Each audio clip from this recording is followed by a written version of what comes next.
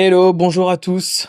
Dealer de Wheels, épisode numéro 7. Aujourd'hui, je suis en présence. Alors, nous, on l'appelle tous Clo. Déjà, bonjour. Bonjour, Bienvenue à Dealer de Wheels. merci beaucoup.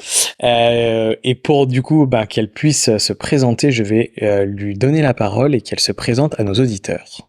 Bonjour tout le monde, je m'appelle Claudie. Voilà, Je suis Claudie. ravie d'être là avec toi aujourd'hui. Et donc j'ai 38 ans.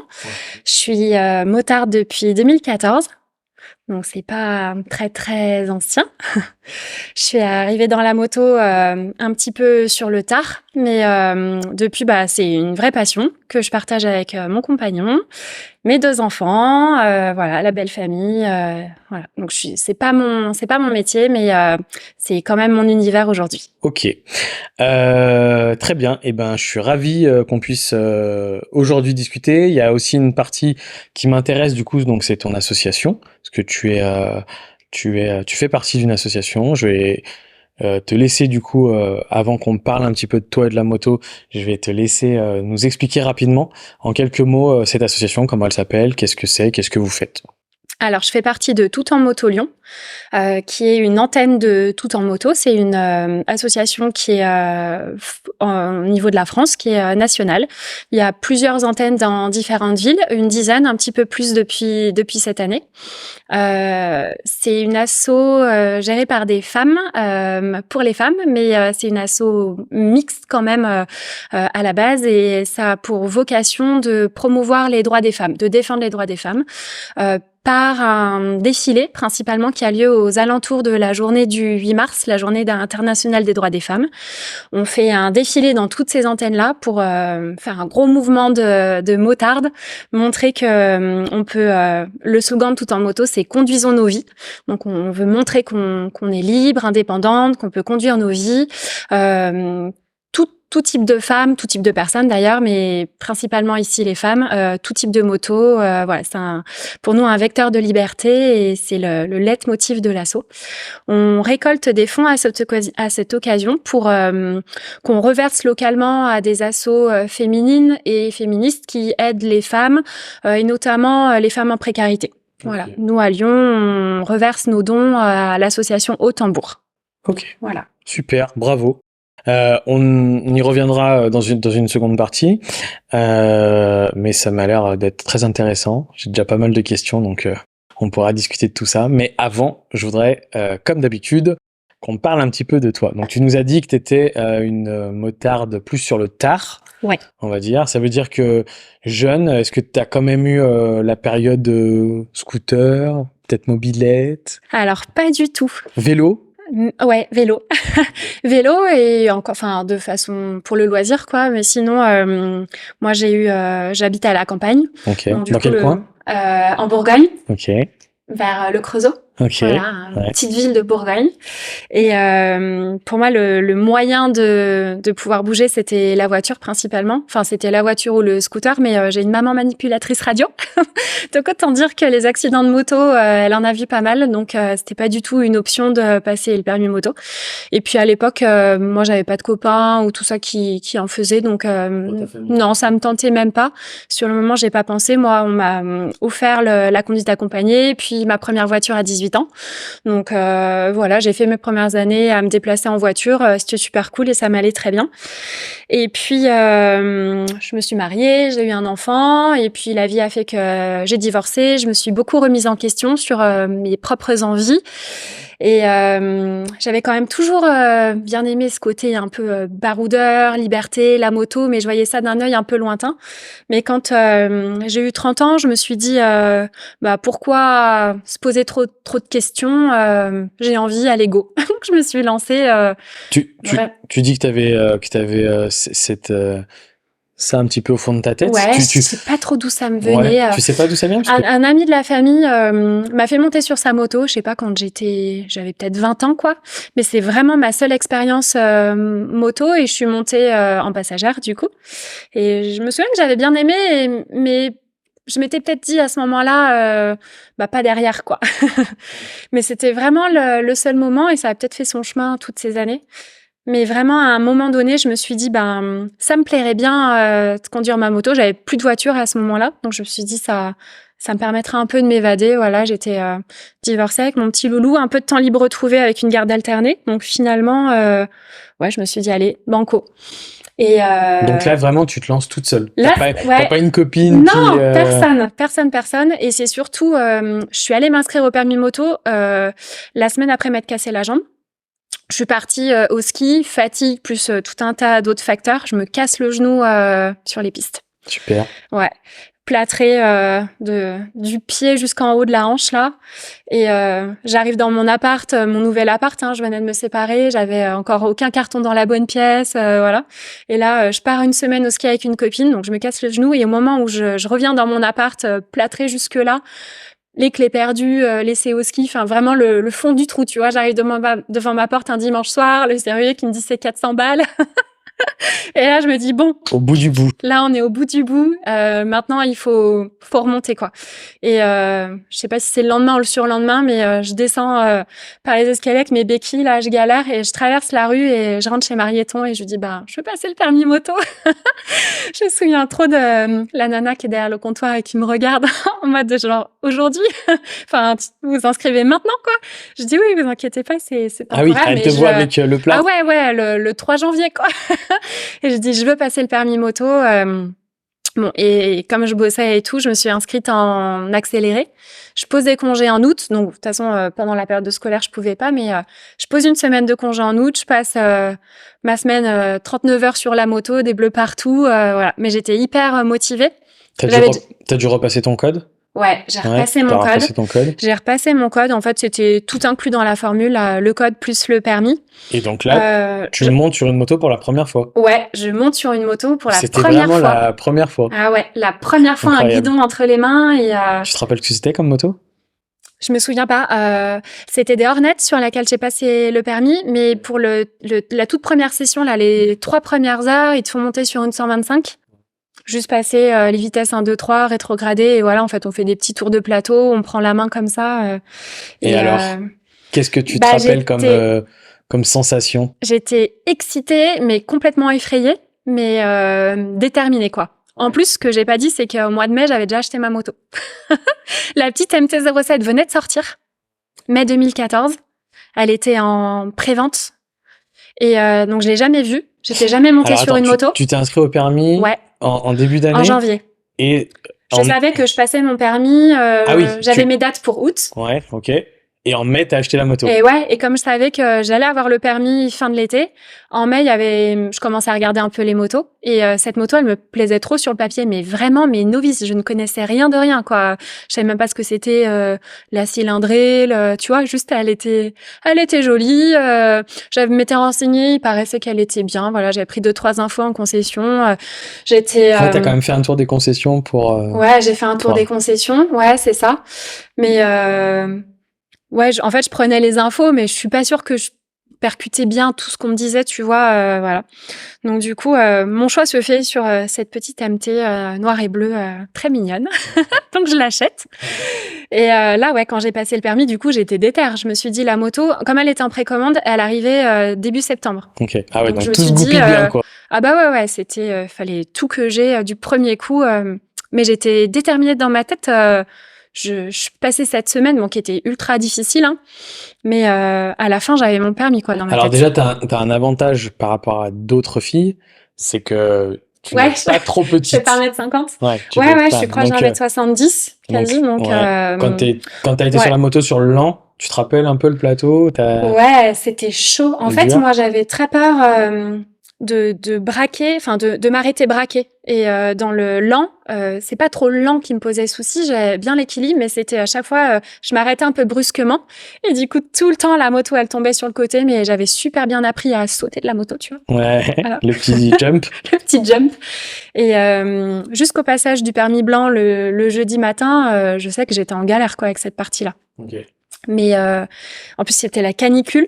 Donc j'ai fait malaise vagal sur la moto. Là, tu sais, arrêté au lent par 40 degrés là sur le bitume, j'étais pas bien, mais ouais, écoute, j'ai tout donné.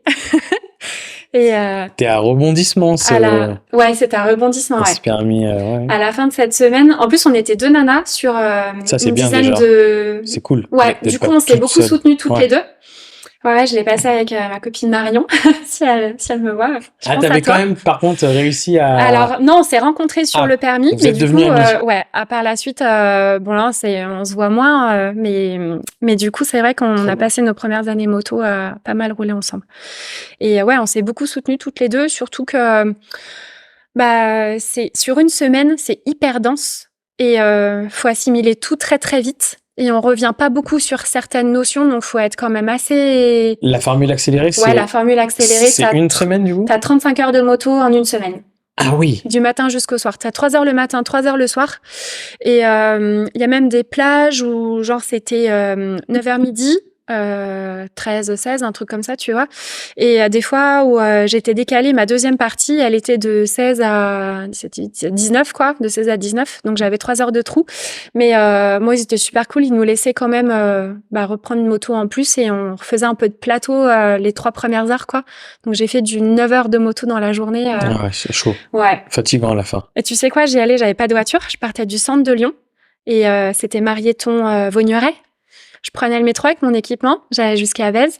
Je prenais le bus, le petit bus de Marieton, là, qui venait me chercher, qui m'emmenait jusqu'au site. Et je rentrais le soir en bus, tu vois, genre à 20h chez moi. Et des fois, je pense que je suis restée dans mon cuir comme ça, là, pendant 1 heure avant d'avoir le courage d'aller me doucher, quoi. Ah non, mais c'est sûr. Ouais. Ouais, donc ouais, déterminé à avoir le permis. Ouais. Mais bon, Mais j'ai adoré. C'était un peu colonie de vacances quand même. C'était difficile, mais c'était vraiment des super moments, quoi. Et l'examen?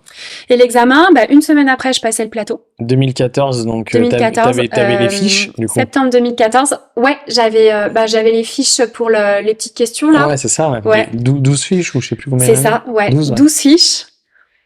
Moi, j'y suis allée un peu à l'arrache sur les fiches, mais c'est bien tombé, on va dire. Voilà. Le plateau, donc tu me disais? Le plateau, ça s'est bien passé. J'étais méga stressée. Je pense que j'étais en dehors de mon corps quand j'ai passé le plateau. J'ai posé un pied au bout du premier passage, mais on avait le droit de poser un pied. Donc, j'ai posé une pointe de pied au moment du virage du Lan. Et puis, tout le reste est super bien passé. Donc, du coup, plateau du premier coup. J'étais trop contente. Et après, la circuit, la semaine d'après. Franchement, ça s'est tout méga bien enchaîné. Et la circuit, il pleuvait. Et mon intercom marchait pas. Donc je pars de Saint-Priest, je connaissais pas du tout l'endroit. Super. Et là l'examinateur il me dit tu vois, on prend à droite, on prend à gauche, on s'enquille sur l'autoroute et tu prendras la première sortie. Enfin il m'avait donné plein d'indications. J'ai pas retenu la moitié, donc j'ai pas fait tout à fait le parcours, mais bon, je pense que du coup il était indulgent avec les directions. Et puis ouais, nickel, franchement, la circuit du premier coup. Donc je me suis retrouvée non motarde et 1 mois après motarde. C'est incroyable. Avec une moto 700 cm3, tu vois. Ouais, ce qui est un petit peu plus atypique et différent, on va dire, pour l'instant des podcasts et puis même des gens autour de moi, c'est que là, souvent il y a une histoire quand même du 2 roues, que ce soit quand on a été jeune ou par un conjoint, et ouais, c'est vrai que toi tu pars de rien. Ouais. Tu m'as dit à quel âge? 30? 30. Ouais, 30 ans. C'est ça. À 30 ans, c'est bien, c'est courageux. C'est courageux. Ouais, je sais pas, j'ai vraiment l'impression de faire ça sur un coup de tête. En plus, du coup, comme je disais, ma maman est pas très donc pro, t'as pas le soutien familial. Donc du coup, j'avais pas du tout parlé de ce permis moto. L'a découvert un petit peu plus tard. Donc ouais, j'ai vraiment vécu mon truc vraiment pour moi, quoi. C'était pas pour le faire pour aller rouler avec la famille, ou c'était vraiment une envie tout à fait personnelle. Mais du coup, quand on réussit dans une période comme tu nous expliquais un petit peu pas simple, difficile, ouais, ça doit être quelque chose de fort, ça doit être une certaine fierté, j'imagine. Ouais, exactement. J'avais vraiment l'impression déjà de faire la première chose que je faisais vraiment pour moi. Et puis la première chose que je voulais faire, c'était les 4 kilomètres pour aller au boulot, quoi. C'était tout bidon, mais j'étais vraiment trop heureuse, quoi. Tu ressors, t'as ton permis, t'as ta moto. Ouais. Je vais la chercher avec un copain. Ouais, juste après, je crois que la semaine suivante, la moto était là. Donc c'est vrai que la Hornet, par rapport à la MT, ça m'a hyper changé, quoi. La MT derrière, la Hornet, elle pardonne tout. C'est la Hornet que j'avais, je la voyais un peu comme un gros saucisson, quoi. Je sais pas comment dire, c'est hyper, c'est tranquille. On peut faire des passages de vitesse un peu en forçant. Ouais, c'est hyper souple quoi. Franchement, ça pardonne tout. Et là, je monte sur la MT pour rentrer. Et si je rétrogradais un peu vite, elle partait en dribble un peu, tu vois, passage de vitesse un peu fort. Ça levait un peu la roue avant. Ouais, je me suis fait de ces frayeurs, mais bon, finalement, je l'ai un peu domptée. Donc je la ramène à la maison, ouais. Je suis trop contente. Je m'étais pris un garage exprès. Et puis voilà, mes premières sorties, c'était pour aller au boulot, quoi. J'allais pas très très loin. Et je me suis dit, bah, je connais personne. C'était un peu l'essor des groupes Facebook pour aller rouler, quoi. Donc je me mets dans quelques groupes et du coup je rencontre rapidement des gens sympas, quoi, motards et motardes. Et je commence à faire un peu des sorties dans la région. Et puis je connaissais pas du tout les routes alentours, quoi. Moi je prenais le TGV, donc autant dire que je connaissais pas les monts du Lyonnais, le Pilat, tout ça. Et je pense qu'on a une région où on apprend assez vite quand même, hein, parce que t'es vite dans les petits virages. C'est ça. Donc, écoute, je me crée un petit groupe d'amis motards. Je me reconstruis un peu une vie dans la moto. Et c'est un peu comme ça que je suis tombée dedans. Ouais. Ok. Non, c'est intéressant, c'est cool, ouais. Et du coup, ouais, les groupes Facebook à cette époque-là, parce que bon, Facebook était dans son moment de gloire, on va Ouais, dire, à cette c'est époque-là, ça. c'était vraiment, c'est tout le monde avait un Facebook. Et oui, je me rappelle Ouais. qu'il y avait pas mal de groupes qui se créaient. Mm. Et tu retrouves des groupes mixtes? Je retrouve des groupes mixtes. Alors, bah oui, mixtes, mais bon, j'étais souvent la seule nana. Ouais. Mais heureusement, des fois, on était quand même quelques-unes. Mais au départ, je roulais qu'avec des gens que je connaissais pas. Au final, maintenant, je le fais beaucoup moins parce que c'est toujours dur de rouler avec des gens qu'on connaît pas parce que c'est dur de trouver son propre rythme, surtout en étant débutant. Puis on entend un tas de conseils, tu vois, on arrive en nana débutante, j'ai tout entendu, je crois. Donc je trouvais ça un peu, ça m'a beaucoup fait progresser et en même temps, je trouvais ça très frustrant. J'ai l'impression d'être toujours un peu tributaire des conseils des autres, voilà, beaucoup de bienveillance, mais un peu lourde aussi parfois. Donc, je me fais un peu un petit groupe d'amis avec qui j'avais plus d'affinité, tu vois. Et puis, c'est resté des amis très proches encore aujourd'hui. Et on finit par sortir un peu de ces groupes Facebook et par rouler C'était, entre nous. il y avait du monde dans ces groupes Il y quand avait tu... du monde, ouais. On était entre 10 et 20, quoi. Souvent, tu sais, ça partait de quelqu'un qui dit, ce week-end il fait beau, on se retrouve à tel endroit. C'était souvent aux alentours du pôle moto là-bas. Et puis on va rouler dans tel coin, donc voilà. Tu te rappelles un peu tes impressions sur ces premières balades? Parce que entre faire 4 kilomètres pour aller au travail et Ouais, puis ouais. aller faire des balades, là, Je je me pense suis, que... je suis sortie de ma zone de confort, vraiment, parce que je suis quelqu'un de très prudent. Donc j'aime bien me dépasser, mais j'aime bien analyser. Et là, en moto, dans un groupe comme ça, t'analyses rien du tout. Donc assez flippée parfois. Alors toujours, je pense peut-être plus. Alors autant je pense que il n'y a pas de différence sur plein de choses, hommes et femmes, autant sur notre arrivée dans la moto. Je pense que les filles, surtout à 30 ans, on se laisse moins emballer quoi par le groupe. Donc, tout en ayant envie de pas être à la traîne, je me suis quand même vachement écoutée et j'ai appris à mon rythme. Mais tu vois, je me faisais quand même beaucoup des fois doubler à fond, un petit peu au-dessus de ma vitesse de croisière, on va dire. Donc, mais en même temps, j'ai découvert plein de trucs, rencontré plein de gens et c'était cool. Mais je pense qu'à des moments, c'était Oppressant, difficile un peu. un peu difficile. Ouais. Ouais. En fait, je me souviens à chaque fois que je me disais bon cool, je vais faire une balade avec un groupe ce week-end. J'étais toujours super contente mais stressée. Ouais. Donc, peur que ça roule trop fort, peur que Ouais. Peur de ça, gêner, ça peur te... d'être à la traîne et puis de pas être au niveau du groupe, tu vois. Même s'ils te disent tout niveau, tu sais qu'il y en a toujours qui roulent fort, quoi. Donc j'avais toujours peur d'être celle qui va pas avancer, pas envie d'être la nana qui est à la traîne, tu vois. Et puis peur de tomber, quoi. Parce forcément. que je trouve que quand on passe le permis, on sait utiliser la machine, mais c'est pas là qu'on apprend à rouler en fait. Donc ouais, moi j'étais hyper crispée, je rentrais d'une journée de balade, même des fois de 2 heures de balade, j'étais HS quoi. J'avais mal partout pendant 2 jours. Et ouais, petit à petit, je pense que ça m'a pris bien 1 an de rouler comme ça en groupe avant d'être à l'aise avec ma moto. Après, quand on part de rien, est-ce qu'il faut pas aussi faire face à toutes ces façons différentes de rouler pour se rendre compte de ce qu'on aime et de ce qu'on veut? Sûrement, ouais. Tu vois, c'est comme toute J'imagine. chose dont on connaît pas forcément le milieu. C'est vrai que moi, pour avoir roulé avec différents groupes, tu sais jamais, tu vois, si ça va te plaire ou non, si et je suis d'accord avec toi, t'as toujours différents motards. Après, bon, moi, même s'il y a des personnes qui roulent différemment de moi, j'ai jamais vu d'irrespect entre les gens. Mais par contre, c'est vrai que quand t'es à la traîne ou quand ça roule fort et que toi t'as pas des fois la moto adaptée ou que t'as pas l'envie de rouler, c'est vrai que des fois Ouais, c'est ça. c'est pas là que tu prends le plus de plaisir. Non, c'est sûr. D'ailleurs, maintenant, je m'écoute vachement. Si j'ai pas envie, tu vois. Je me dis pas, ah, il fait beau, c'est trop con de pas aller rouler. Si je suis fatiguée, j'y vais pas. Nous, tu vois, on a un groupe, j'en parle souvent dans les podcasts alors, on est un peu sectaire parce que c'est réservé à Harley Davidson, mais des fois on va rouler avec tout le monde et puis nous c'est plus pour discuter autour de la passion de la moto, c'est ça qui nous a regroupés, pas qu'on veut pas rouler avec d'autres marques. Je le dis à chaque fois dans tous les podcasts, mais bon, je sais pas, j'ai obligé de me justifier.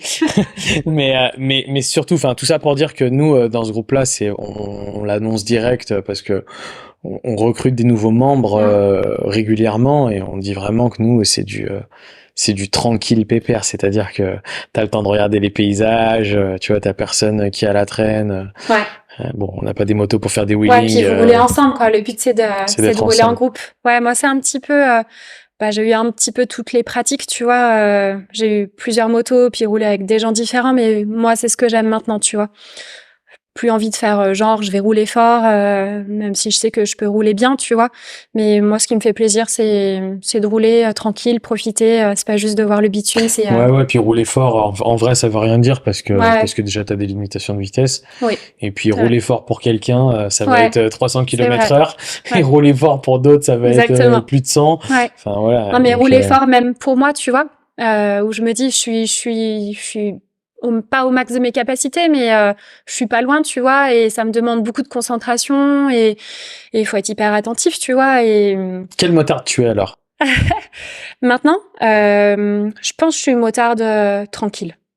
Après, et je suis une motarde hyper irrégulière. J'ai des fois, je vais bien rouler. Je vais même étonner mon compagnon qui dit waouh, elle est dans ma roue, c'est fou. Et d'autres fois, même si je suis pas fatiguée, je suis bien, tu vois. Je mets ma petite musique tranquille et j'aime traîner. Enfin, j'aime traîner pour moi, tu vois. Je vais mais tranquille, tu vois. Vraiment, des fois, je vais me dire attends, je suis même en dessous des limitations, mais je suis bien, donc je suis pas régulière, mais Ouais, c'est le mood en fait. mood. Selon ton Ouais, mood. c'est ça. En fonction du mood, voilà, je cale ma petite musique qui va bien. Des Et fois, t'as puis pas je envie de laisser partir profite. Damien, et puis des fois, Ouais, t'as c'est envie de ça. regarder le paysage, quoi. Exactement. Ouais, c'est ça. Donc ouais, irrégulière et puis je me fatigue vite. Donc j'aime bien tu vois, je vais pas me dire je vais faire 700 km aujourd'hui, tu vois, quand j'en ai fait 200, je suis déjà bien. Euh, mais après ça me fait du bien aussi de me dépasser, de me dire oh, j'avais la flemme et en fait ouais, j'ai pris vachement de plaisir. De toute façon, je prends toujours du plaisir à moto. C'est cool. C'est tout le temps. Ouais, ça a été très rare où voilà, j'ai trouvé que c'était dur. Mais même quand c'est dur, il y a quand même quelque chose qu'on aime. ouais, c'est ça. Moi, pour différentes expériences, se taper des retours de 300 bornes sous la pluie Ouais, ou quoi voilà, que ce c'est soit. ça. T'es obligé de revenir, mais C'est pas le kiff, mais pour ouais. autant, quand on pose la moto, on est quand même content Ouais. d'avoir Ouais, roulé, c'est ça. c'est drôle. C'est ça. Ok, tu as, tu as eu un peu à un moment l'envie de la vitesse quand même, J'ai eu voir surtout envie jusqu'où de, tu pouvais ouais, aller. exactement, voilà. Pas forcément la vitesse, mais de me surpasser un peu. Donc, j'ai découvert cette discipline, on va dire, tranquillement pendant un an, tu vois, la moto balade.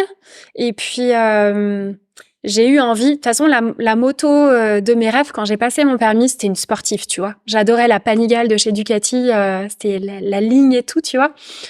C'était même pas pour la conduite, je savais pas du tout ce que c'était de conduire une sportive, mais tu vois, je rêvais d'être sur cette moto-là.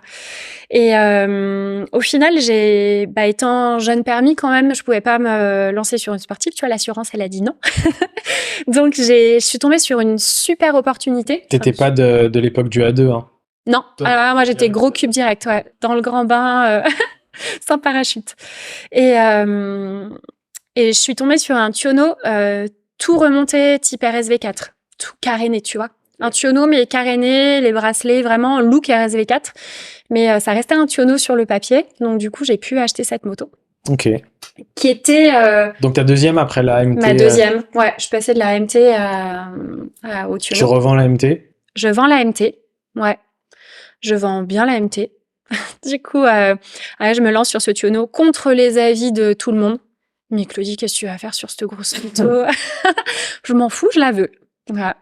Personne n'avait le droit de me dire ce que j'allais faire, donc. Est-ce que c'est un peu ça la moto pour toi? Alors, Est-ce que c'est pas un peu le. Ah bah moi à chaque fois ça a été un peu l'endroit où tu fais ce que tu veux et tu. Ouais. C'est ça. Je savais que c'était pas raisonnable, hein, mais ça a jamais été raisonnable, donc du coup, voilà. Je me lance sur cette moto. En plus, j'achète gros coup de cœur sur le look, mais à y regarder de bien près, tu vois, il y avait des Riesland partout. Il y avait donc ça avait été remonté en SV4, mais ils avaient laissé tout le faisceau d'origine avec des dominos à l'intérieur. C'était dégueulasse. Fallait tout refaire. Je suis partie, j'avais pas de phare, pas de clignot. Voilà. Mais je l'aimais déjà. Je sais pas pourquoi je l'aimais déjà. Tu l'achètes à un particulier? J'achète à un particulier. Ouais, frontière suisse. Ah ouais. Ouais. Tu pars donc la chercher. Ouais, il y a plein de trucs de rouillés. Enfin, t'imagines là-bas. Bon, bref, du coup, dans un état moyen. Ouais. Mon compagnon et son papa me remettent ça. Franchement, petits oignons, ils m'ont fait. Moi, j'étais incapable de faire quoi que ce soit. Donc, ils me la remontent. Voilà, ils me refont le carénage, rattachent tout ça comme il faut, me refont le faisceau électrique et tout. Et puis j'ai envie de faire du circuit. Et j'ai la moto pour faire du circuit, tu vois. Donc, du coup, je me lance avec une super team en Bourgogne, sur le circuit de Vaison, qui est Central Team, et Thierry Boyer, que je remercie vraiment pour ses précieux conseils et sa bienveillance sur mes premiers tours de roue. C'est quelqu'un de super à tout niveau, mais notamment quand t'es débutant, parce qu'il va toujours te pousser à te dépasser, mais en sécurité.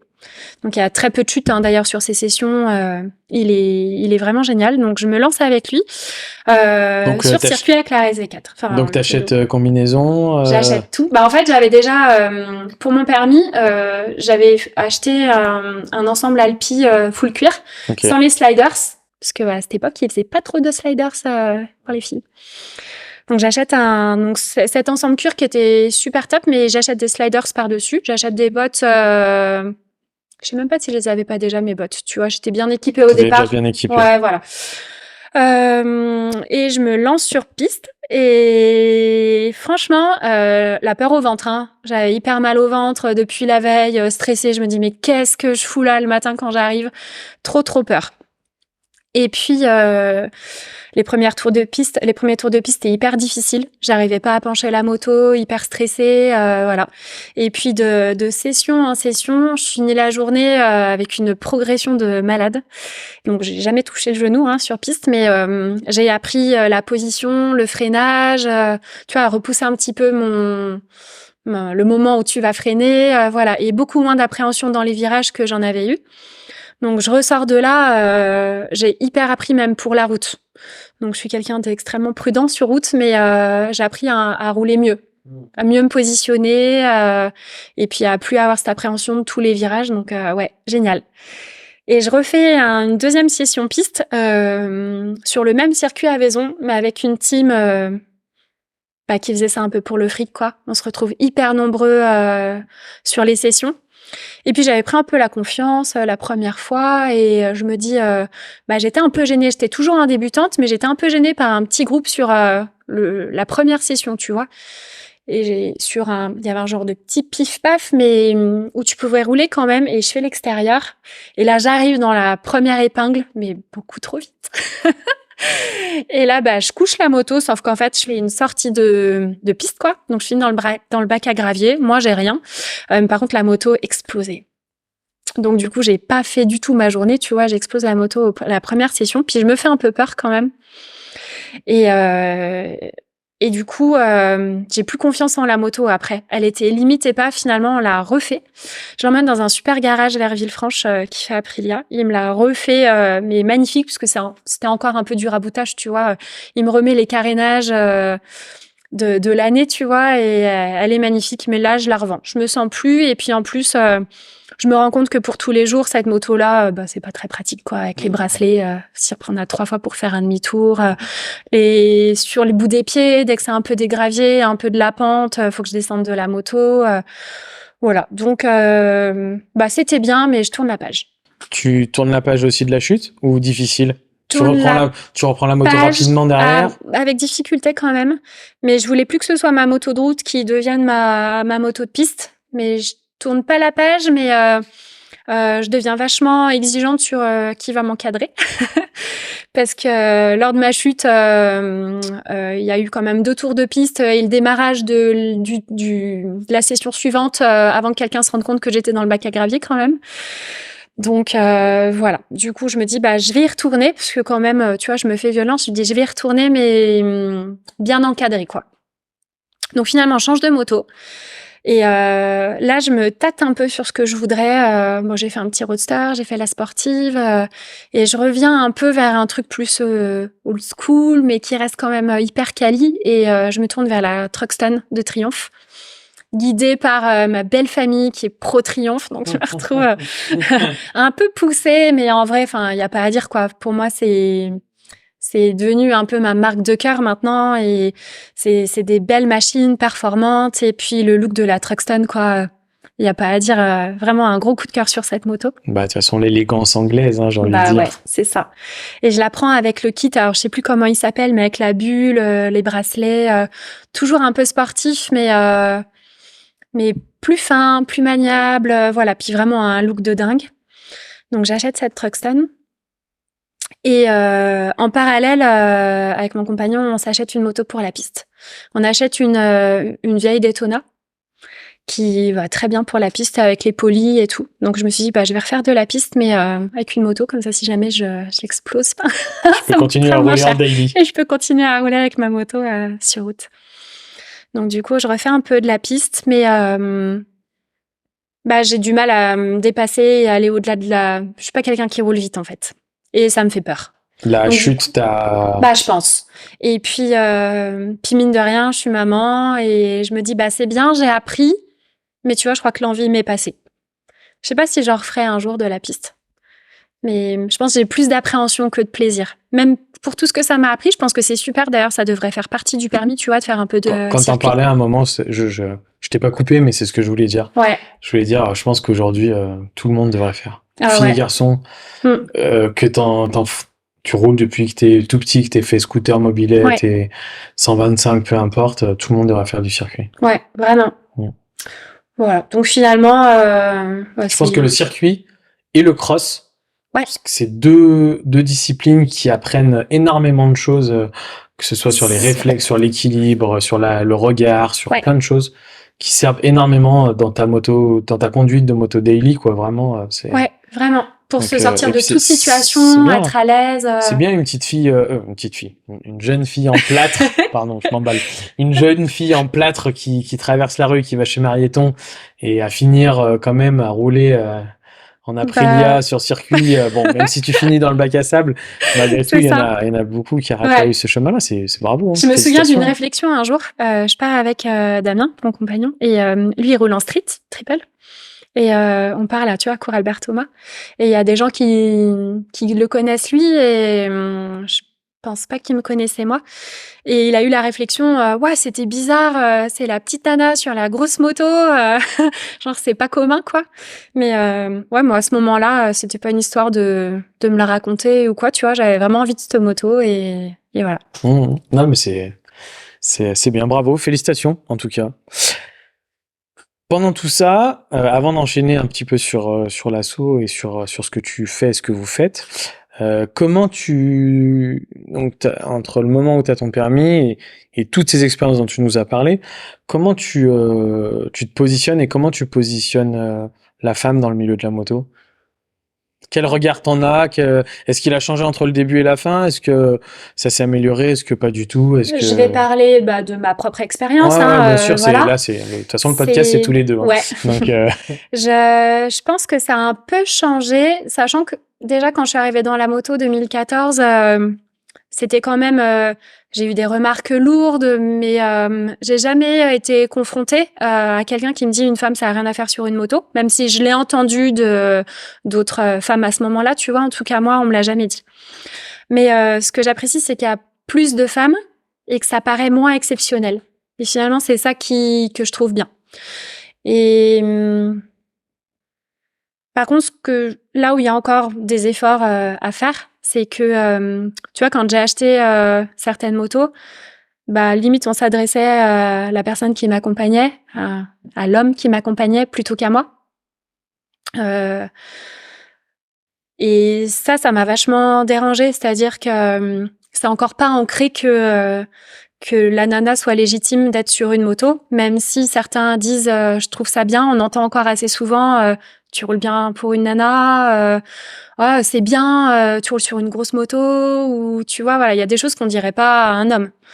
J'entends encore quand je suis à moto, encore ce week-end, on était à moto avec une copine et il y avait des gens qui étaient garés sur un parking et donc on attendait simplement qu'ils s'enlèvent pour prendre la place, tu vois, et c'était une place un peu pénible à prendre, tu vois, petit parking en dévers comme ça, un peu en biais.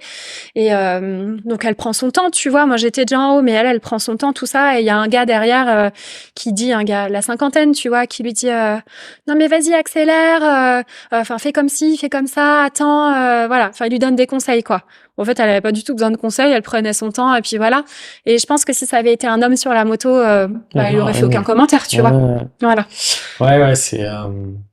Après, j'arrive pas à me rendre compte. Il ne faut pas mal interpréter Non. ce que je vais dire. Ah. C'est plus du questionnement de moi si je me mettais à la place d'une femme.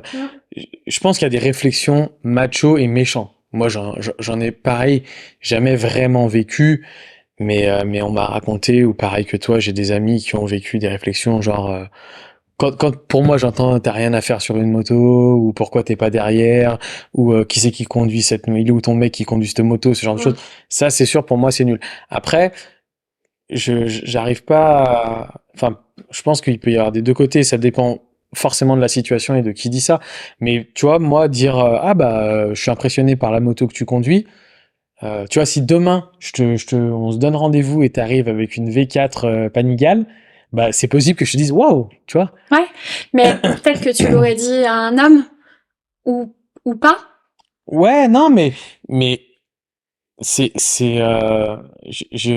j'arrive pas tu vois, je pense qu'il n'y a pas de malveillance de ma part ou de méchanceté c'est pas qu'il y a des motos qui sont plus d'hommes ou de femmes, mais c'est vrai que comme tu disais, tu vois, conduire tous les jours une sportive, tu vois, daily, c'est même pour moi, tu vois, déjà pour moi, je me dirais, c'est parce qu'il y a plus pratique, comme tu dis, faire un demi-tour, braquer 5 fois, pousser sur les jambes et tout, c'est pas pratique. Ouais. Et c'est vrai que, enfin, c'est délicat toujours ces sujets entre l'homme et la femme, mais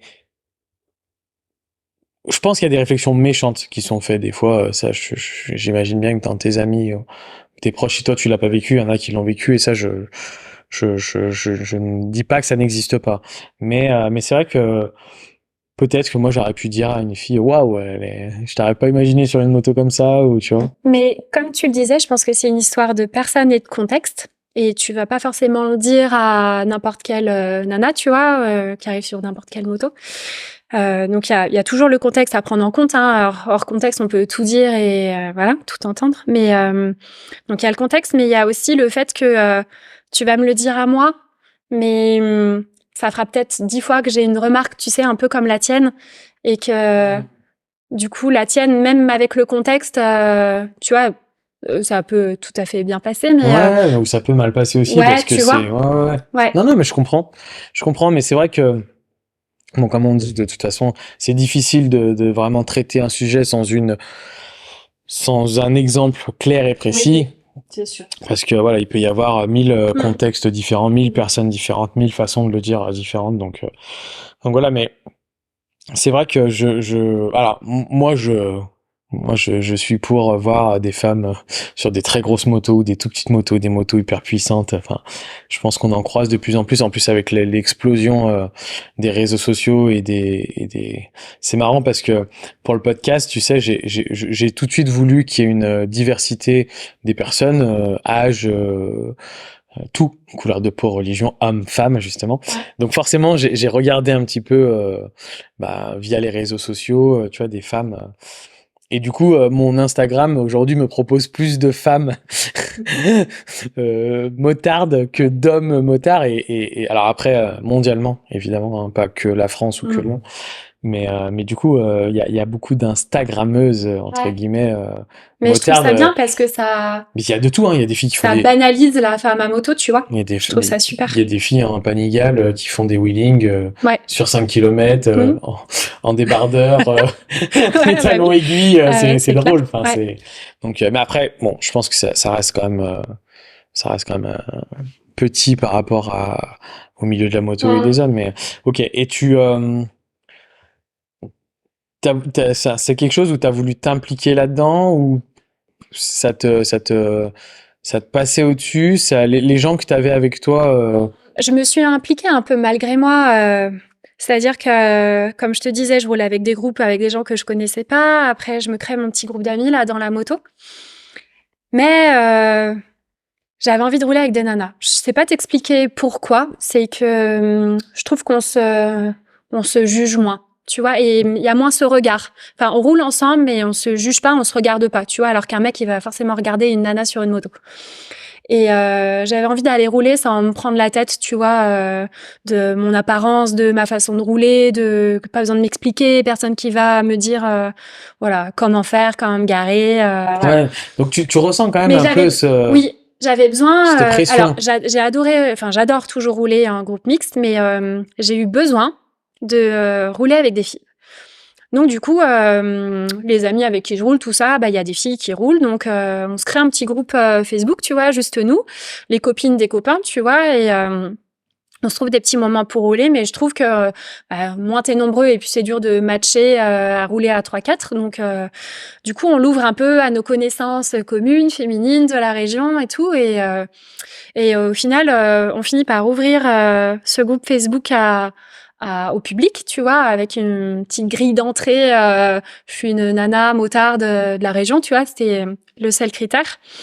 Et comme ça, on arrive un peu et on fait des rencontres super de nanas méga impliquées, bienveillantes, sur toute moto, 125, grosse indiane, voilà. Et on roule tout ensemble. Et on arrive à se trouver des petits moments comme ça entre nanas. Alors, je pense pas que Enfin, Marc, si, en fait, parce que moi, je vois, Damien, il a des fois envie de partir rouler avec ses potes, sans moi, ce que je comprends très bien, parce que des fois, j'ai envie de rouler avec mes copines sans lui. Et c'est à part, quoi. Je pense que c'est complémentaire. C'est un moment où c'est différent, les échanges sont différents, où je peux dire facilement, j'adore cette moto juste parce qu'elle est jolie, quoi. Je sais pas du tout sa cylindrée, voilà, je la trouve sympa et on parle de coiffure sous le casque et il y a personne qui dit les filles.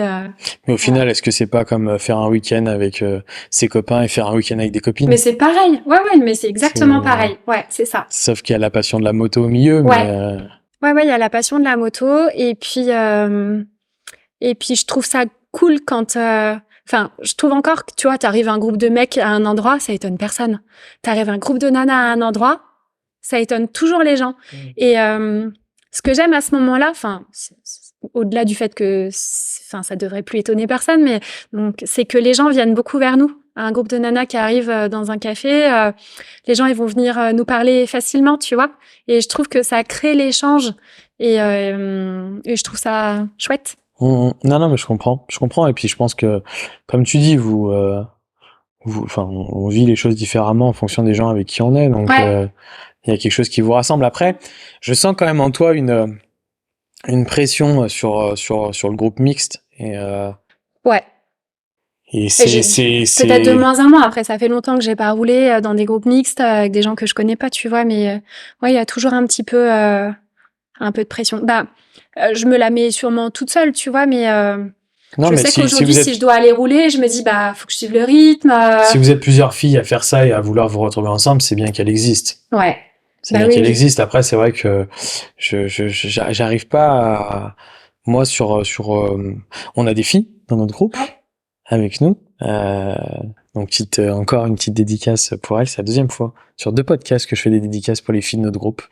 Mais voilà, on a Corinne, donc qui est la doyenne des filles, qui roule depuis très très longtemps, qui, je pense, mais de traits de caractère à moins de, on sent dans tes traits de caractère que tu es quelqu'un, voilà, t'es, tu fais ce que tu as envie de faire, mais il y a toujours un petit peu de stress avant. Ouais, Une fois, exactement ça. mais tu le fais quand même. Ouais. Mais voilà, Corinne, je pense qu'elle est beaucoup plus fonceuse. Et puis on a Manu et Jade qui sont rentrés il y a peu et qui sont motardes. Manu depuis moins longtemps, Jade un peu plus longtemps. Mais c'est vrai que c'est une discussion que j'ai pas vraiment eue avec elle. Alors, elles sont en couple toutes les deux Hum, et elles vivent la moto à deux. Donc tu vois, c'est 2 filles. Tu vois, ouais. donc quand elles veulent se balader ou faire les choses, faudrait que j'en discute avec elles aussi Ouais. pour savoir, tu vois, ce ressenti-là. Hum. Mais je le comprends, attention, hein, je dis pas qu'il n'existe pas, hein. Mais Oui. forcément, moi, je suis de l'autre côté. Donc il y a des choses peut-être qu'on ne voit pas et qu'on ne fait pas assez attention. Et c'est peut-être en faisant attention à ça et Hum. par l'association dont on va parler maintenant, peuvent peut-être permettre à certains de faire attention parce que quand je te dis, moi, j'aurais été capable de te faire cette réflexion, ce que je me dis maintenant, c'est que est-ce que il y a toujours cette bienveillance, moi, et je suis pas du tout à juger que ce soit un homme ou une femme, c'est pas méchant, mais est-ce que du coup, le problème n'est pas que naturellement je te dirais ça et que je le dirais pas à un homme comme tu dis, et qu'il faut peut-être aussi faire attention. Je pense qu'il faut pas tout stigmatiser. Moi, tu Ouais, sais, je suis on a d'accord. déjà eu cette discussion-là. À un moment, moi, j'ai trouvé qu'il y avait trop de choses que femmes et que je pense pas que ce soit la bonne solution. Ouais. Plus que si on veut l'intégration complète et sans question des femmes dans la moto, il faut qu'elles soient intégrées avec les hommes, parce que Ouais. sinon ça n'a aucun intérêt. Je suis d'accord. De toute façon, il y a ces groupes filles parce qu'il manque quelque chose au groupe mixte ou quelque chose de trop. Je sais pas comment dire, tu vois. Mais dans un monde idéal, il y aurait plus besoin de ça, tu vois. Dans un monde idéal. Dans un monde idéal, ouais. Tu rentres comment dans l'association, du coup? À ce moment-là, les réseaux, tu vois, tout ça, je vois sur Facebook, et j'ai déjà participé à un défilé tout en moto, peut-être même 2. Et je trouve ça super cool parce que ce défilé, il est mixte, mais il met en avant les femmes à moto. Dans la bienveillance de l'entourage masculin, tu vois, et je trouve que c'est une très bonne émulation. Et en plus, cet événement, il est super cool. Donc, j'y participe en tant que motarde lambda, tu vois. Et j'adore cet œil qu'ont les gens dans la rue. Tout le monde fait coucou. Tout le monde est étonné de toutes ces nanas à moto, tu vois. Et je trouve qu'il y a quelque chose qui est vraiment véhiculé par cet événement-là. Et puis, elles font un appel sur Facebook un jour en disant, on a besoin de monde pour nous aider au niveau de l'orga. Et voilà. Et je pense que mes amis me connaissent bien et je suis taguée de partout. Claudie, faut que tu postules. Et du coup, je me dis ouais, pourquoi pas effectivement rentrer là-dedans et aider à organiser ça, tu vois. Donc je rencontre les filles, le staff et ça match tout de suite. On s'entend bien, on a les mêmes valeurs et puis je suis super contente de participer à ce truc-là. Donc je rentre dans le bureau. Franchement, je sais pas dire, il y a peut-être 5-6 ans maintenant. Toute seule ou avec Non, je rentre toute seule dans le bureau. Ouais. Voilà, je rejoins la team qui était composée de 3-4 filles. Donc, je rentre là-dedans et puis, je participe à l'orga et puis de mes différentes expériences moto et tout ça et je pense de mes différentes motos aussi que j'ai eues, je connais bien au niveau des concessions, tu vois, j'ai un bon réseau d'amis donc tout de suite et naturellement je me tourne vers le sponsoring, tu vois, comme nous quand on organise le défilé, on organise une tombola et du coup on a besoin de lots et puis de soutien, de donateurs, de gens qui parlent de nous donc je m'occupe un peu de tout ça et ça me plaît beaucoup. Je suis très le relationnel et tout donc voilà, c'est super cool. Donc, je trouve ma place naturellement dans l'asso comme ça. Trop bien. Et tu as quel poste à ce moment-là? Enfin, il y a tes... Ouais, on a des postes. Alors, c'est vraiment pour donner un nom. Je suis secrétaire. Ouais, mais c'est... voilà. Je pense que j'aurais pu être trésorière ou voilà. C'est juste pour l'asso, quoi. Ouais, c'est ça. Ouais, on s'est donné. Donc, il y a quand même Mélanie qui est présidente qui chapeaute un peu l'ensemble. À ce moment-là, il y a Cathy qui est vice-présidente, qui fait partie du chapter Harley, qui est la première présidente de Tout en Moto Lyon, qui a été chez qui Tout en Moto National s'est tourné pour la première édition à Lyon, qui nous soutient depuis toujours et puis qui est là. Donc voilà, c'est composé de ces deux nanas là, qui chapeautent un peu Tout en Moto, qui ont vraiment le lien avec le national. Et puis après, on se répartit un petit peu les rôles plus en fonction de ce qu'on sait faire que par rapport à un titre, quoi. Ouais, ok. Donc le événement principal, donc ce défilé. Ouais, événement presque unique même. Hein. C'est le défilé. Ouvert aussi aux hommes, hein, je crois. Ouvert c'est ça à tous, ouais, bien sûr. Ouvert à tous. Okay. Ouvert à tous. C'est juste que à l'avant du défilé, on met les motards histoire de créer, tu vois, vraiment ce groupe de nanas. Mais bien sûr, il y a les filles qui veulent rouler avec leurs compagnons, qui se mettent plus en arrière, les garçons qui sont dans le cortège. Tout ça encadré par le chapter Harley qui nous soutient depuis le début, qui fait un peu la circulation, puisque 500 motos en moyenne. Il faut. Ah mais 500, faut gérer, ouais. Ouais. 500 motos, un petit peu moins depuis 2-3 ans parce que du coup, on n'a plus les stands et tout, mais voilà, quand même. Parce que du coup, c'était vous partiez d'un endroit, vous arriviez à un autre, et l'autre, il y avait des stands, une animation. On part et on arrive au même endroit, place Jean Jaurès, et on a un peu 2 spots où on fait des arrêts. On s'arrête devant le parc de la Tête d'Or sur Courviton. Là où il y a énormément de monde, tu vois, un dimanche ensoleillé, ça rassemble les gens. Donc, on fait un petit spot assez rapide là. Et on fait un deuxième gros stop à Bellecour. Les 2 endroits où il y a du monde, où les gens viennent nous voir, où on fait du bruit, où voilà. Toujours bienveillant, tu vois, il n'y a pas de burn, il n'y a pas de... C'est les klaxons, c'est les coucous, c'est les banderoles et tout, c'est chouette. Et on retourne place Jean Massé où il y a les stands avant et les stands après. En général, il y a les stands au départ, le temps que tout le monde arrive, s'organise, qu'on range les motos. Il y a toutes sortes de stands, on peut manger, boire un coup, voilà. On parle de l'assaut. On essaye de faire des adhésions, de fédérer, voilà, on a nos t-shirts, voilà, on récolte des dons. On vend les tickets de tombola. Voilà, on présente un peu les lots et tout. Et quand on revient du défilé... Les lots, donc du coup, c'est via vos partenaires que vous avez sur l'assaut. Exactement. Voilà, via nos partenaires. Et puis au retour du défilé, là, on fait la tombola. Et puis on a des petits jeux. En général, c'est assez bon enfant. Voilà, on fait des petites animations, de la musique et tout. Et puis voilà. Ça génère à peu près combien d'argent pour l'association, une édition? Je sais pas, dans les... j'ai du mal à avoir un ordre d'idée, mais dans les 1 000 € à peu près, voilà. C'est pas des gros budgets, mais ça nous aide. Et tout l'argent qu'on récolte, on le redonne à une asso. Voilà. Ouais, ce que tu disais. Ouais, c'est ça. Donc là, c'est la 2e ou 3e année où on redonne un chèque à l'asso Haut-Tambour qui aide les femmes dans la précarité. Ok. Il y a d'autres événements tout au long de l'année? Alors, là, c'est un petit peu difficile vu le contexte de faire des événements depuis 2020, mais... On va pas rentrer dans ce débat parce qu'on pourrait en parler pendant des heures, mais la tristesse quand même, je tiens à le dire sur ce podcast, la tristesse de notre nouvelle mairie à Lyon, enfin nouvelle, quelques années maintenant, depuis le Covid, qui bloque tous ces rassemblements pour des raisons écologiques que j'entends, mais je pense pas qu'elles devraient passer au-dessus des raisons de ce type de rassemblement qui est bien plus important et qui a lieu une fois par an. Oui, je pense pas qu'en 2 heures de défilé, on augmente le trou de la couche d'ozone. Et de l'autre côté, que ce soit pour une association pour l'émancipation et la liberté des femmes autour du milieu du 2 roues, qui me semble bien plus important que ces débats. Mais bon. Surtout après discussion avec la mairie, c'est vraiment une des valeurs qu'ils défendent. Donc c'est vraiment bête. Mais bon, du coup, on fait avec. Donc là, depuis 3 ans, on fait plus de rassemblements comme on le faisait avec les stands et tout. On fait une simple manif en fait. On se retrouve au point A, on revient au point A et puis voilà quoi. C'est triste, mais ça s'arrête là.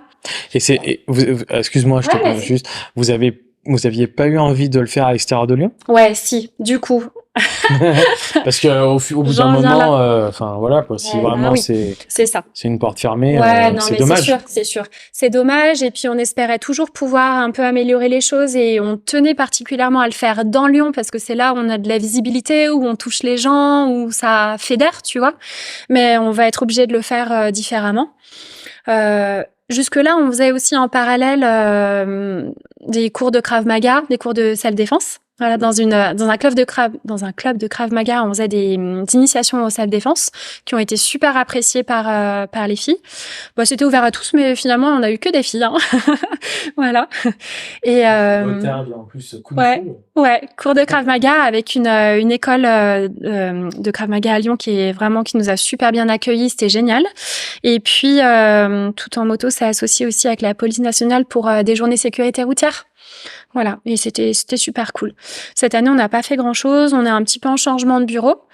Mais du coup, on a pour projet à l'automne, je pense, deuxième week-end d'octobre, si ça peut être validé, d'aller faire effectivement un événement hors Lyon pour pouvoir refaire quelque chose de festif, avec des animations, de la musique, fédérer les gens, les faire se rencontrer, voilà, faire venir des hommes et des femmes du milieu de la moto pour montrer un peu. Et puis après les années qu'on a vécues Covid, là, je pense que ouais, les gens ont besoin on en a besoin. de retrouver Ouais, c'est ça. Ok. Ouais. Trop bien. Vous êtes combien à peu près dans l'association aujourd'hui? Tu sais, t'as une heure d'idée En adhérents, membres, on est. Alors nous à Lyon, comme on fait peu d'événements en dehors du défilé, on a peu de membres parce que finalement pour avoir des membres, il faut avoir actif. des propositions. Ouais, c'est ça. Donc comme je te disais, on était des fois au moins 500 motos à défiler, donc ça fédère pour le jour J. Après, en dehors de ça, on a quelques dizaines de membres, mais ça reste petit. On est principalement, nous, le staff, tu vois, à vraiment se rencontrer régulièrement. Mais on a quand même pour but d'essayer d'animer tout ça un petit peu plus. Le membre aujourd'hui qui rentre, il a le choix entre les deux. Est-ce qu'il y a encore de la place dans le staff? S'il y a des personnes qui nous écoutent, des filles qui auraient envie ou est-ce que c'est Oui. Aujourd'hui le staff est complet et que c'est principalement des membres pour l'association que vous recherchez? Alors on est deux, on va dire, de l'ancien bureau à être motivés pour ce nouveau bureau. Deux autres filles qui sont adorables et qui nous rejoindront sûrement. Mais voilà, tout ça reste à mettre en place. Et effectivement, on a de la place pour toute nana ou homme d'ailleurs motivé à c'est ouvert aux hommes aussi, l'association? Oui, bien sûr. Ouais, tout à fait. C'est pas le plus commun chez Tout en moto, mais on a effectivement un garçon qui fait partie, je sais plus dans quelle région, mais qui fait partie du staff. Et oui, en fait, de prime abord, ça touche peut-être plus les filles. Ça peut-être motive plus des filles à s'impliquer, tu vois, pour ça. Mais il y a pas de ségrégation homme ou femme dans le staff. En tout cas, nous on est pour les deux, donc voilà. Okay. Il y a des places, bien sûr. Il y a de la place. Ok, bon. Donc pour toutes les filles ou les hommes qui nous écoutent, il y a une super asso. Il y a un super rassemblement. Moi, j'avais vu. J'ai jamais participé. Le prochain que vous ferez, je serai là. J'y compte bien. Mais voilà, j'aurais plaisir à rencontrer tes collègues du bureau et pouvoir discuter avec elles. Et vraiment pour les personnes, les filles et les hommes qui nous écoutent, mais on va essayer quand même de booster des filles, des nanas dans l'asso, c'est cool, qui nous écoutent et qui auraient envie de s'impliquer ou qui auraient envie de rouler avec d'autres nanas et faire un peu le même parcours que tu as raconté, parce que je pense que ton parcours, c'est ça je suis content sur le podcast, en tous les cas, qu'on a enregistré tous les deux, c'est que je pense qu'il peut aussi servir d'exemple, il peut aussi, je pense que sans parler de la place de la femme dans le milieu de la moto, qui est propre à chacun, et comme on disait, voilà, des choses, au moins aujourd'hui, des choses sont faites comme vous faites avec Tout en moto pour faire bouger les choses. De l'autre côté, avant tout ça, je pense qu'il y a aussi, comme tu disais toi, ce que tu as vécu, la peur de commencer la moto, la peur d'aller passer le permis, alors même par rapport à ça, j'ai vu qu'il y avait pas mal de choses qui se faisaient, des assos, peut-être pas des auto-écoles, mais en tous les cas, des espèces d'associations en partenariat avec des auto-écoles pour les femmes, avec des motos plus adaptées, avec des choses. Donc même sur le permis 125, il y a pas mal de femmes entrepreneurs qui commencent à rassembler les femmes dans un petit cocon, féminin en fait, pour passer ce permis 125, qui est un premier pas peut-être pour certaines qui auraient peur de se lancer tout de suite vers un permis A. Qui les aide un peu à passer le pas dans un petit univers bienveillant Et ouais, c'est sûr que ça se démocratise. Faut pas hésiter. En fait, qu'on soit un homme, une femme, petit gabarit, grand gabarit, il y a forcément une moto adaptée, une pratique adaptée. Donc, vous verrez sûrement sur l'Instagram Claudie en photo. Donc, si vous la croisez sur des rassemblements ou quoi que ce soit, n'hésitez pas Ouais, à aller lui avec parler. Elle plaisir. sera super contente. Et si vous voulez intégrer cette association, n'hésitez pas. Ok. Est-ce que il y avait un sujet particulier dont ça fait 59 minutes et 50 secondes que l'on parle. Est-ce qu'il y avait un sujet particulier que tu voulais aborder par rapport à tout en moto, par rapport à toi en tant que femme? Tu as le droit de me dire non, hein, t'es pas obligé de me dire oui. Non, comme ça, je pense qu'on a déjà bien parlé. Et puis, non, je suis contente d'avoir pu parler de l'assaut et de mon expérience. Non, je te Et dis, je c'était pense que chouette. Ouais. je pense que on vit tous les choses différemment, mais il y a des lignes directrices et il y a des barrières qui peuvent se casser aussi par le discours de personnes. Chez les filles, peut-être certaines qui hésitent encore, ou voilà, je pense que ton discours il est fédérateur dans l'idée de se dire allez, je casse un peu les principes et je me booste un peu et je passe mon permis. Et tu l'as fait toute seule au final. Alors aujourd'hui je sais que tu le vis avec Damien, donc Damien qui est son conjoint que je connais, un petit dédicace à Damien en passant, et qui du coup c'est aussi génial de le vivre en couple à deux, même si tu dis que Ouais. comme tu nous dis des fois Ah j'ai oui. envie d'aller rouler avec mes copines. C'est ça. La plupart du temps, je roule avec Damien quand même. Ouais. Malgré tout, c'est très chouette. c'est quelque chose qui est très chouette. Mais il peut y avoir aussi des conjoints pas du tout motards et des filles qui peuvent en avoir l'envie. Et je pense que c'est pas forcément évident de s'émanciper de son couple et de se dire allez, je me lance dans cette aventure de la moto. Et toi, tu l'as fait toute seule avant de rencontrer Damien, mais voilà, tu l'as fait toute seule et je pense que c'est super. Donc bravo. Merci. Quand on a envie, tout est possible. On va passer à ma question que je reprends, que je n'ai pas fait du coup avec Philippe. Pour ceux qui écouteront le podcast d'avant, ils comprendront pourquoi je l'explique. Mais du coup, je vais reprendre ma question de la fin. Même si j'ai une petite idée, on va voir si je me trompe ou pas. Je te donne le budget illimité pour acheter une moto. Juste une moto? Juste une seule, par contre. Pas être trop gourmande. Ouais. Qu'est-ce que tu achètes? Je rachète ma Truxton. Ah ouais? Ouais. Elle te manque? Pour expliquer, je suis en Street Twin parce que la Truxton, c'était déjà financier, hein, j'avais besoin de la revendre, donc j'ai pris une moto un petit peu moins chère, donc la Street Twin. Et surtout, c'est ma moto de tous les jours, tu vois, elle est maniable, elle est fiable, elle est super sympa, je l'adore. Mais vraiment, cette Truxton, elle était vraiment mon coup de cœur. Mais je pense que je la rachèterais en plus, tu vois. Si je pouvais, je la rachèterais. Ok. Ouais. Pas une moto que t'as jamais eue. T'as un coup de mon cœur. cœur balance. Tu vois, on en parlait tout à l'heure. Une moto, c'est difficile. Je commence à avoir envie de me disperser dans plein de pratiques, mais j'aimerais bien avoir le budget d'acheter une moto pour chaque pratique. Tu vois. J'ai commencé un peu de off-road. Avec Nat, que je remercie, j'ai adoré. J'avais très très peur. J'ai vu. J'ai fait un peu de off-road avec Nat guide VTM sur les réseaux. Elle est géniale. J'ai vu les stories. Ouais. T'as pas tout vu. Non, mais j'ai lu tes stories. Je me suis fait vraiment violence et c'est vraiment une discipline que j'étais pas sûre d'apprécier. Mais j'avais envie d'essayer et en fait, j'ai adoré. C'était trop bien. Donc, tu vois, j'aurais bien une petite moto. Bon, après, Damien et son papa m'ont remis en état un petit DTMX, une petite 125, tu vois, pour aller dans les chemins. Parce que j'ai un petit garçon qui va avoir 5 ans qui passionné de moto. Avec papa et maman sur deux roues. J'emmène mon aîné qui a pas très très envie de piloter, mais qui adore être passager. Il va avoir 11 ans. Mais vraiment, Valentin, lui, je pense qu'il est piqué comme son père. Et du coup, si je veux suivre un petit peu la famille dans les chemins, voilà. Bon, c'est déjà le sosie de son papa. Oui, ça aurait été étonnant un mini Damien. Qu'il n'aime pas la moto. Ok, donc tu vois, encore une nouvelle réponse à cette question. Donc toi, tu rachèterais une moto que tu as déjà eue. Et peut-être une Harley, tu vois. Tu me la ferais essayer la tienne un jour? Avec plaisir. Ouais, voilà. T'as jamais conduit? Non. Non.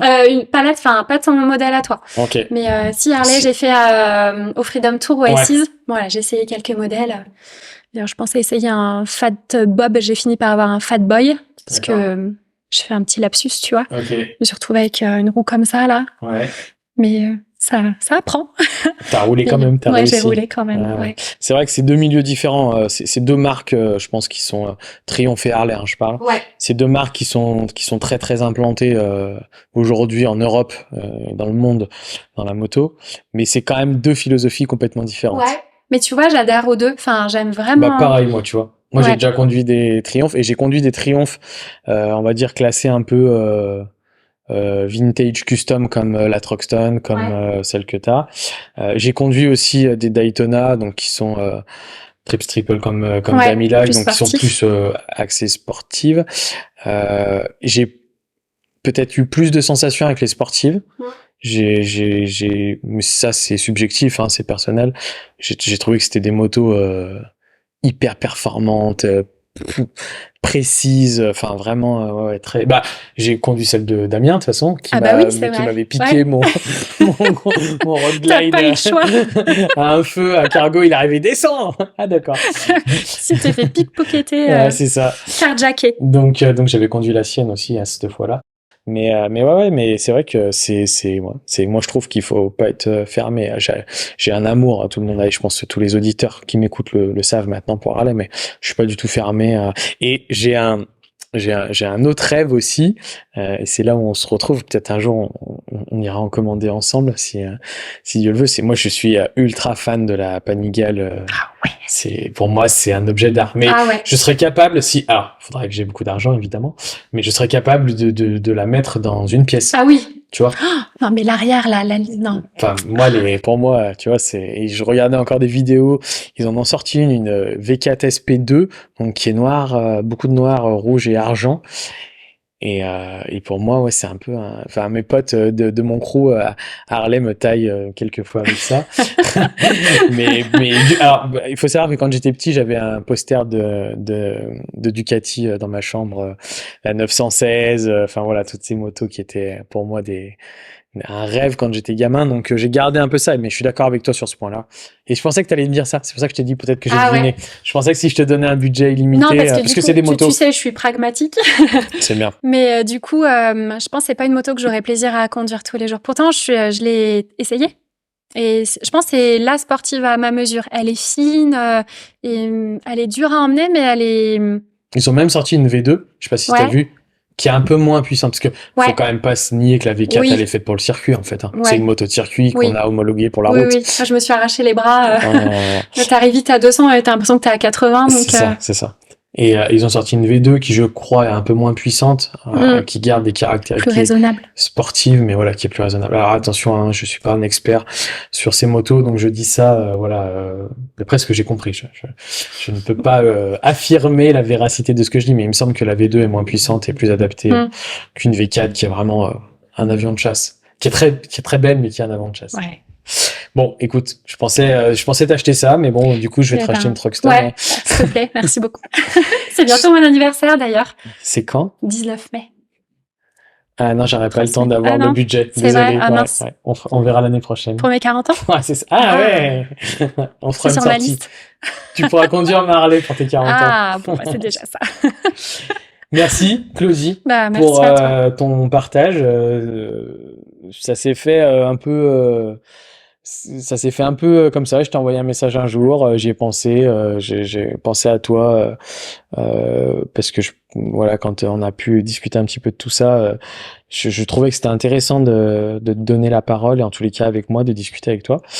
Et au final, tu vois, comme d'habitude, comme je dis à chaque fois, je suis toujours ravi de la profondeur des échanges et du partage d'expérience et c'est vraiment ça qui m'intéresse. Donc merci beaucoup pour ta sincérité.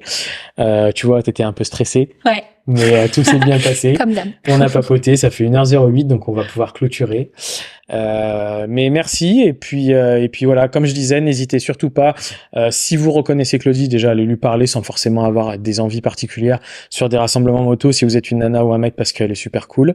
Et puis si jamais vous avez envie de participer à cette belle association donc tout en moto, je mettrai 2-3 infos, je récupérerai les infos donc sur la description du podcast, je mettrai 2-3 infos, peut-être des mails, des téléphones, je verrai ce que je peux récupérer avec Claudie. Mais voilà, n'hésitez pas et rendez-vous normalement, c'est à quelle période le rassemblement? probablement de... Aux alentours du 8 mars, donc c'est soit le dimanche d'avant, soit le dimanche d'après. Et puis là, de toute façon, on communiquera sur les réseaux. J'espère vraiment qu'on arrivera à faire cet événement en octobre. Donc voilà, donc allez vous abonner déjà à l'Instagram. Oui. Et de Tout en moto. Et donc c'est TEM Lyon. TEM Lyon. TEM Lyon, voilà l'Instagram. Donc n'hésitez pas à aller vous abonner, comme ça vous aurez toutes les infos. Je te remercie Claudie. Merci à toi Martin. À bientôt. À bientôt.